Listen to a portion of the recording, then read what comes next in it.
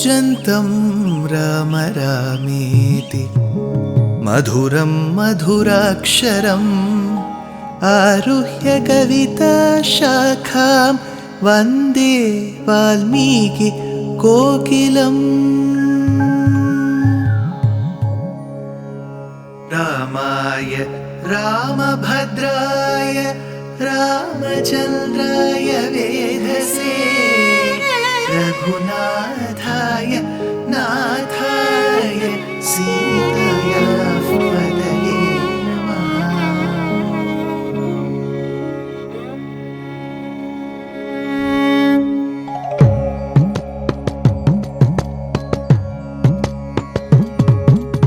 जयत्याश्रितसन्त्रास ध्वान्तविध्वंसनोदयः प्रभावान् सीतया देव्या परमव्योमभास्करः परमव्योमभास्करः।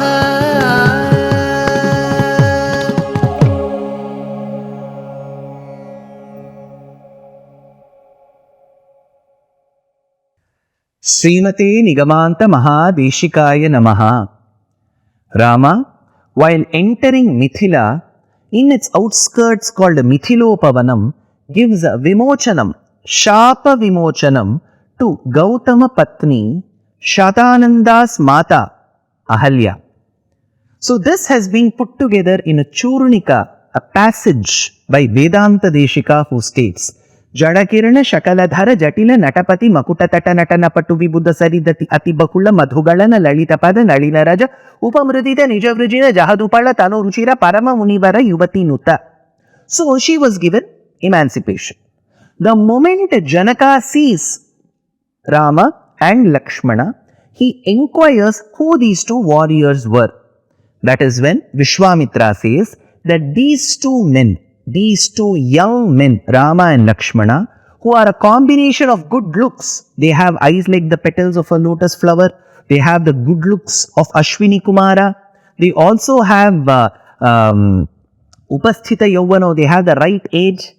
As well as they are people who can fight well. They have the sword and the scabbard with them. They have the right kind of dhanush, which is the bow and the arrows with them. They also have the courage equivalent to the celestials with them. So good looks and courage.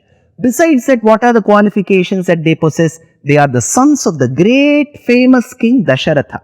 What are the other qualifications? They have been raised and nurtured by Vasishtha, who will teach them good character.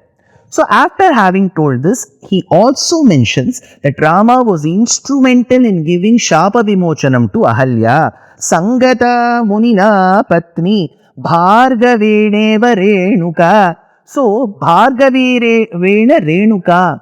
So Renuka was brought together with her husband Jamadagni by Parashurama. Parashurama was instrumental in bringing the two together. But how was that incident? That incident was because his father said Parashurama beheaded his mother. Later he seeks a boon from his father that he should bring Renuka back to life, and then brings Renuka back to Jamadagni. So this was not an anugraham, it was a prayaschittam. So one Rama called as J Rama, Jamadagni's son Rama, brought the mother and father together, but that was prayaschittam. But here is D Rama, Dasharatha Rama, who did anugraham to Ahalya and Gautama by bringing them together. So this is where, at this junction only, Shatananda mentions a life history of Vishwamitra and tells Rama as to how great Vishwamitra is. But I have already narrated that to you. So you cut and paste that narration here. Now, as Rama enters Mithila, from the outskirts he reaches Mithila Pradesham. So he walks by the streets where there are shops, then he goes by the residential areas.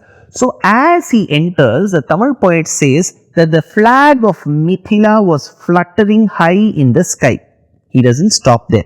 So the flag was fluttering as if to tell Rama, Rama, please come inside. Your best life partner, your better half is waiting for you. Come marry her and take her to Ayodhya. You should know that flags don't speak. They are insentient in nature. But in poetry, the poets will make even the chairs and sofas talk and the flags sing.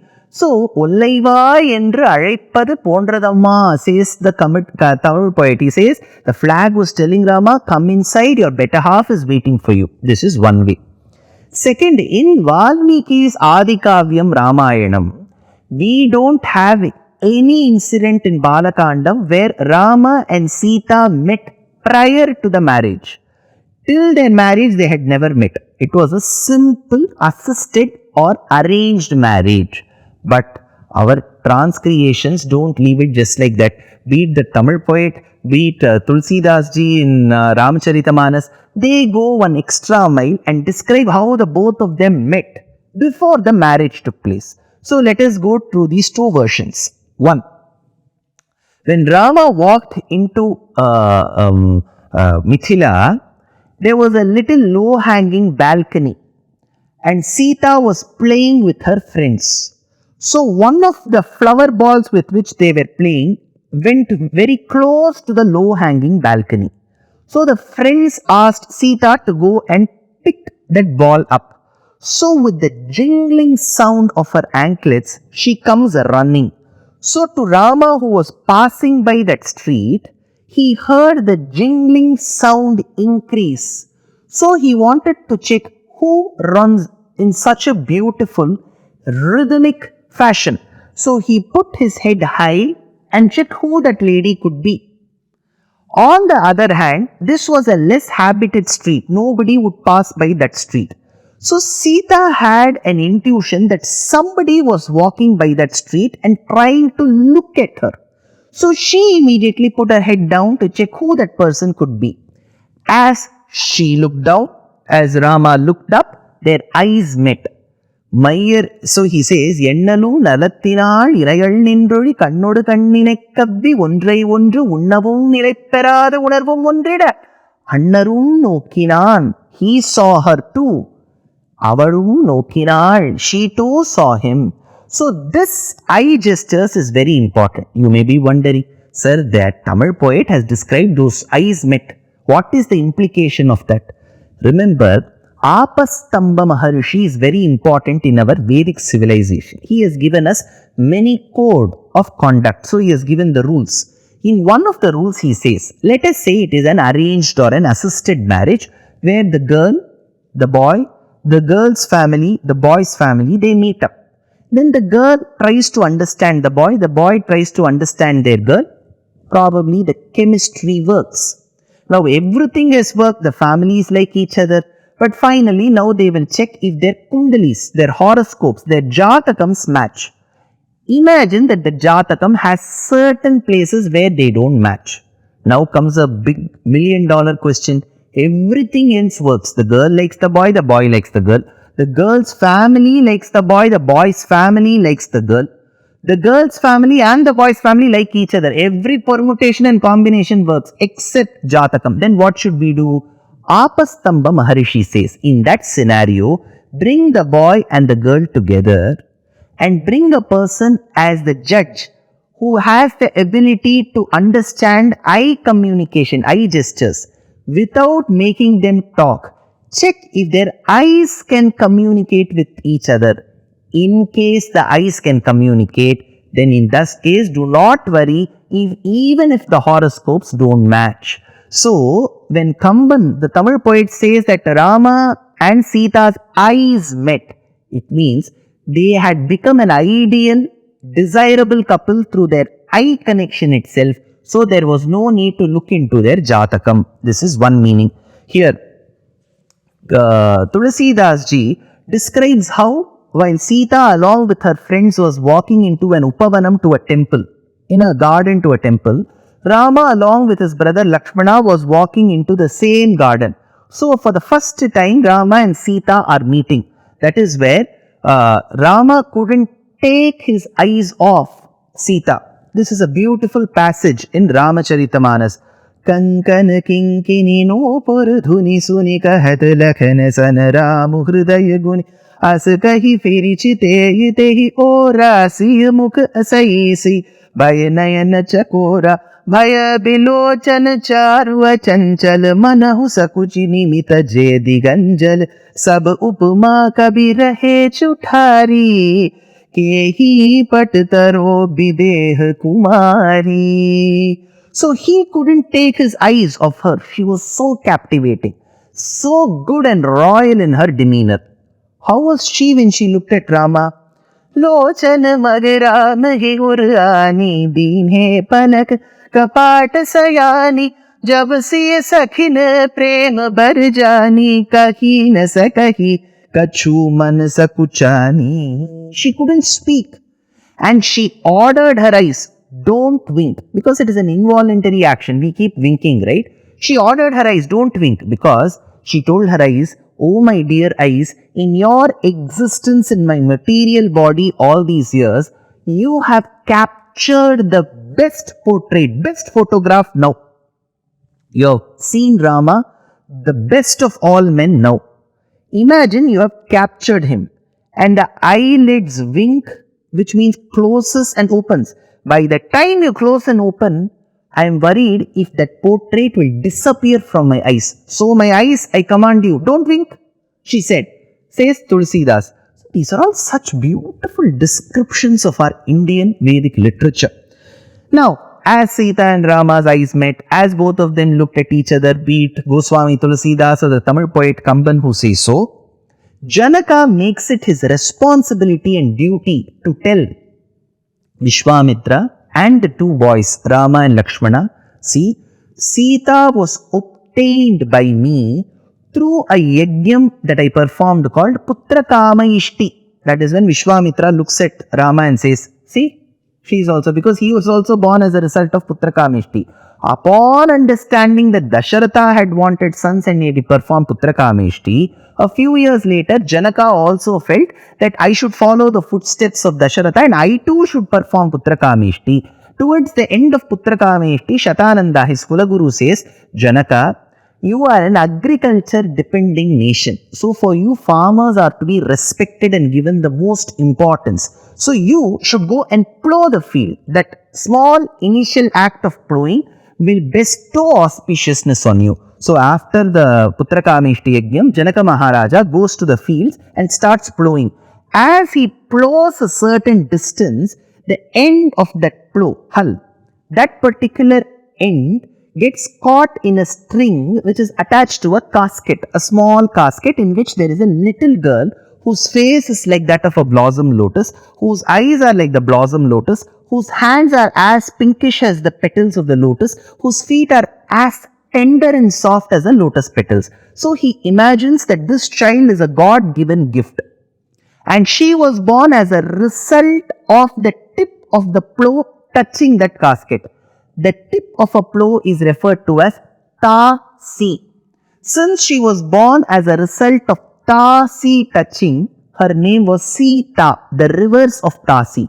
So Sita was born and Janaka says, the moment she was born, everything auspicious happened. I started getting more enlightened in our Vedic teachings. Everything auspicious happened. To tell you the truth, Vishwamitra, as a result of her presence, Mahalakshmi's presence, I was later blessed with a biological daughter of my own called Urmila. So Urmila is born to me, but it is only Sita's presence and her discovery that bestowed auspiciousness on me. So my first daughter is Sita, second is Urmila. Athame krushata kshetram langata duthita tataha kshetram shodhayata labdha namna siteti vishruta. So this is how I got Sita. Vedanta Deshika states, Avirbhava kalasha jaladhavadhvareva piyasyaha sthanam yasyat sarasi javane vishnu vakshasthalam va bhuma yasya bhuvanam akhilam devi divyam padam va stoka praghnair anavadhiguna stuyase sa katham tvam. So to Janaka was born Mahalakshmi Sakshat, called as Sita. Now, some of you may have a doubt. Some say Sita is the daughter of Mother Earth. Some say Sita is Mahalakshmi. If she is treated as daughter of Mother Earth, isn't Mother Earth Bhuma Devi herself the wife of the Lord? So, one of the wives is the wife's daughter. How is this possible? Isn't this confusing? Remember, Hrischate Lakshmischa Patnyo, says Vedam. Who are his consorts? Shri, that is Mahalakshmi. Hri, who's Bhuma Devi. Who is the third one? Cha, that Cha. There are two Chas here. Hri's Cha Te, Lakshmi's Cha Patnyo. Out of the two Chakaram which is used, one Cha means and. The other Cha is Neela Devi. So Shri is Shri Devi Mahalakshmi. Bhu or Hri is Bhuma Devi. Third Cha indicates Neela Devi. Shri Devi, Bhu Devi, Neela Devi. Samasta Jananim Vande Chaitanya Stanyadayini. Shreyasin Srinivasasya Karunam Ivarupini. Vande Vrishagirishasya Mahishim Vishwadharini. Tatripa Pratighatanam Kshamaya Varanam Yaya. Nishamayatu Mam Neela Yadbhoga Patalaidruvam. Bhavitam Srinivasasya Bhaktadoshesva Darshanam. So these are the three Devi, Shri Devi, Bhu Devi, Neela Devi. So all are the consorts of the Lord stationed in Sri Vaikuntham. That Sri Mahalakshmi is the integral part of the Lord. She is Paramatma Tattvam along with the Lord. So whenever the Lord chooses to be born on this earth in any form, she becomes the consort. Vishnu Puranam confirms this. Nityevesha Jaganmata Vishnoshri Ranapayini Devatve Devadeheyam Manushyatve cha Manushi Raghavatve Abhavat Sita Rukmini Krishna Janmani, says Vishnu Puranam. So, Mahalakshmi, who is Shri, is Sita. But sir, agreed. But there is another Vachanam which states she is the daughter of Mother Earth. How do we reconcile this? That we have to see in the next episode. Dear Astika reader, I am happy to be authoring a two-part book on the Ramayana in English. The first part is slated for release in the year 2024.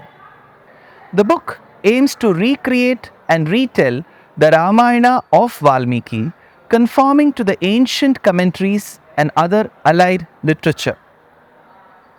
To receive notifications of the book release, kindly register with www.deshikadaya.org/books. Namaskaram.